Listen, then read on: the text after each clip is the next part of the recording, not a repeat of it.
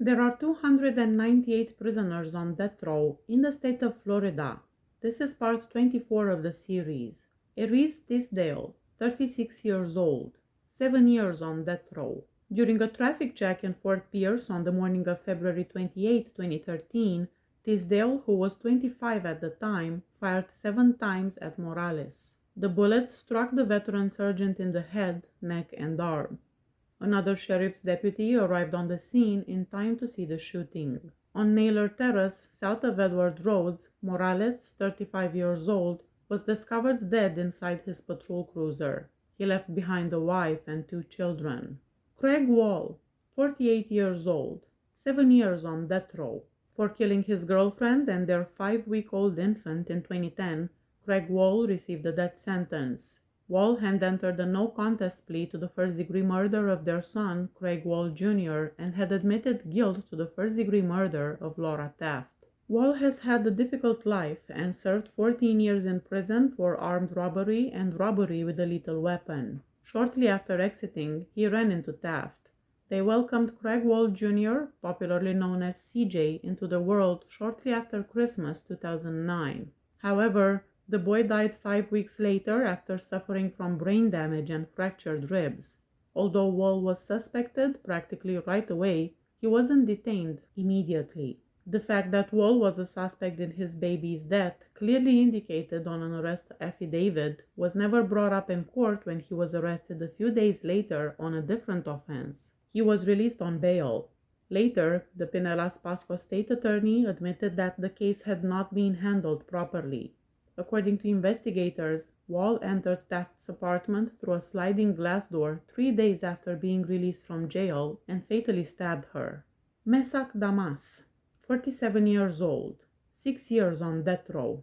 Gerlin Dio Damas and their 5 children, Michak, 9 years old, Marvin, 6 years old, Maven, 5 years old, Megan, 3 years old, and Morgan, just 1 year old, were stabbed to death in their North Naples home by Damas, who used a fillet knife to sever their throats. Gerlin Damas, his wife, dressed the subject of separation that evening, September 16, 2009, while they were at home. The discussion, according to Damas, turned frantic.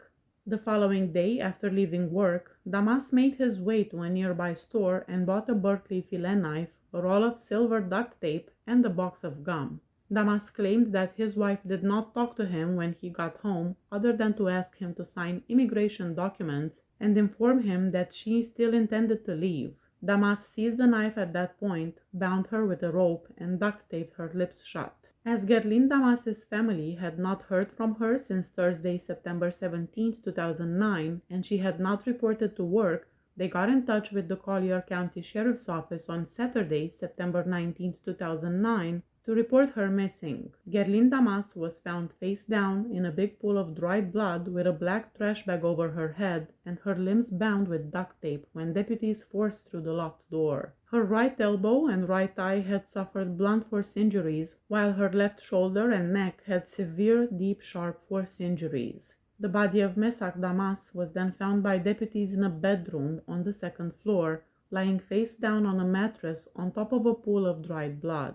He had severe sharp force injuries across nearly the entire length of his neck, as well as injuries to the palm of his right hand, according to the autopsy. Deputies entered a different bedroom on the 2nd floor and found the bodies of the remaining 4 Damas children there, 2 of them lying next to each other on the floor, 1 on the bed and 1 on a mattress on the floor.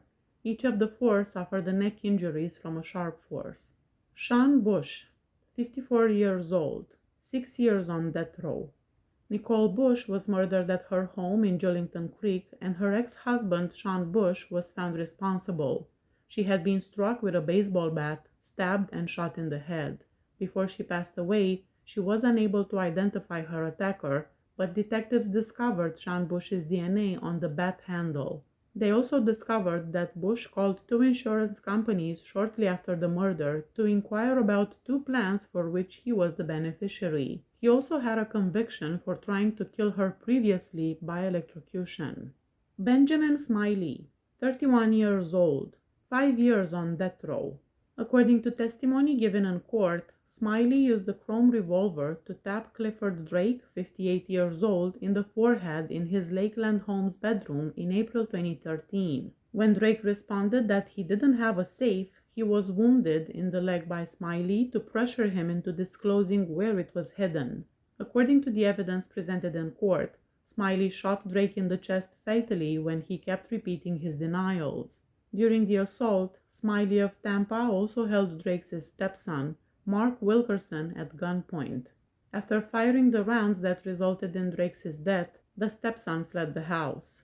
Before capturing Smiley in July 2015, Lakeland police investigators spent 2 years looking into the crime.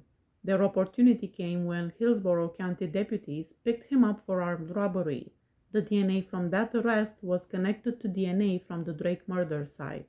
Donald Smith, 67 years old, 5 years on death row. After a sequence of incidents that started when he met Cherish Periwinkle's mother, Rain Periwinkle, at a Dollar General shop, Smith was charged with her murder. Smith promised to take Rain Periwinkle and her daughters shopping at a Walmart. Smith promised to buy the family cheeseburgers at the nearby McDonald's while he was in Walmart, but he ultimately drove 8-year-old Cherish Periwinkle away in a van. He was found guilty of essaying the young girl, strangling her, and dumping her body in a creek. James Coley, 43 years old, 5 years on death row.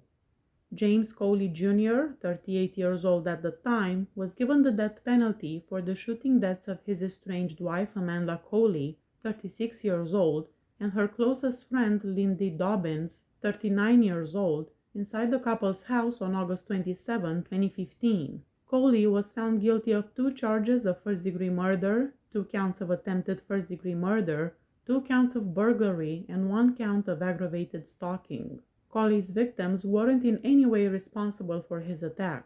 Less than 30 minutes before the killings, he casually went shopping at a gas station. He then armed himself before heading to the crime scene. Jonathan Alsager, 34 years old, 4 years on death row. In the shooting deaths of David Washington, 24 years old, Stacy Branch, 31 years old, and Angelica Castro, 23 years old, Alsager was found guilty. The first of 3 Miami men accused in the early morning home invasion murders is Alsager. The only survivor of the shooting, Felix Campos, testified in front of the jury that he saw Alsager among the 3 attackers in Washington's house that morning. Campos was also shot, but he managed to live to name the guys he claimed were responsible. He claimed to have met them before at the house and to have known them. Alsager was held responsible for taking a vehicle to Lakeland on January 6 in the early hours with Jamal Smith and another man before breaking into Washington's home and asking for money. Court testimony during the trial showed that Washington had been purchasing cocaine from the Miami men, including 38-year-old Andrew Joseph, Alsager's brother, and had just arrived that morning from a trip there. Prosecutors alleged that the gunman, who they identified as Smith, killed Washington first, then the 2 women who were sleeping in their respective bedrooms. Mark Severs, 55 years old, 3 years on death row. Teresa Severs, a 46-year-old doctor in Southwest Florida, was the wife of Mark Severs, 54 years old, who was found guilty of plotting her assassination. In order to murder his wife, Severs recruited Curtis Wayne Wright to orchestrate a home invasion.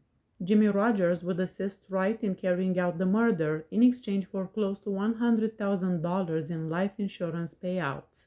Wright and Rogers flew from Missouri to Bonita Springs while Severs was on vacation with his 2 daughters, and there they beat the doctor to death with hammers. 2 weeks later, Wright was identified as a suspect, and additional search warrants turned up information linking him to Dr. Severs' demise. Wright received 25 years in prison after accepting a plea deal to testify against Mark Severs and Jimmy Rogers.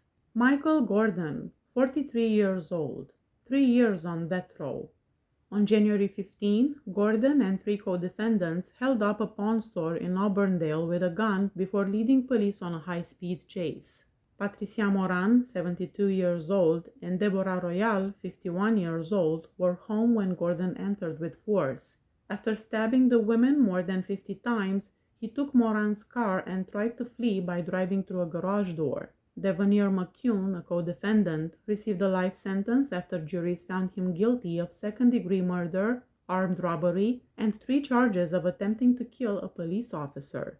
Terrell Williams, a second co-defendant, was found guilty of first-degree murder in 2018 and received a life sentence. Joe Van Lamb, the third co-defendant, was accused of 2 counts of first-degree murder. Please hit that subscribe button if you like my channel. See you next time. Bye bye.